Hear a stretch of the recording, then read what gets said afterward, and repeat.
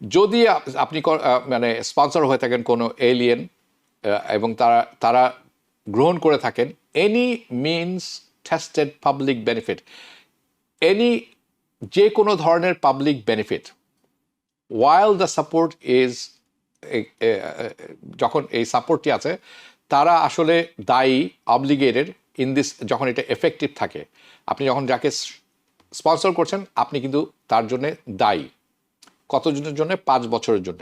Okay, now the sponsor যিনি execute করেছেন এই affidavit of support under section 213A এবং INA এবং এনি হাউস হোল্ড মেম্বার, যে কোনো মেম্বার যারা এটি কমপ্লিট করেছেন এবং যারা সিগনেচার করেছেন, স্বাক্ষর দিয়েছেন এই কন্ট্রাক্টটা between the sponsor and the house hold member is responsible. কিসের জন্য রেসপন্সিবল? অর্থ ফেরত দেওয়ার জন্য, repay the cost of this benefit. যাকে স্পন্সর করেছেন তিনি আসার পরে যদি বেনিফিট নেওয়া শুরু করেন এবং বেনিফিট নিয়ে ফেলেন, তাহলে যিনি স্পন্সর, যিনি স্বাক্ষর করেছেন এই এই এই এই ফর্মে, তাকে এই বেনিফিটগুলো ফেরত দিতে হবে।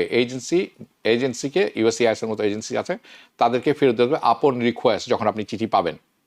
ওকে, if the benefit granting agency, যদি যেই বেনিফিট এজেন্সি হতে পারে, মেডিকেড হতে পারে, মেডিকেয়ার হতে পারে, অন্যান্য এজেন্সি হতে পারে, স্ন্যাপ হতে পারে, চাইল্ড কেয়ার হতে পারে, ডাজন্ট ম্যাটার, যেই বেনিফিটিং যারা গ্রহণ করেছে এই অথবা অ্যাপ্রুভ করেছে এই এজেন্সি চুজ করেছে, তখন তারাই কিন্তু চিঠিটা পাঠাবে এবং তাকে আপনাকে রিএম্বার্স করতে হবে। You have to reimburse and the cost of benefit provided is not reimburse. যদি আপনি রিএম্বার্স না করেন দেন এজেন্সি কি করবে?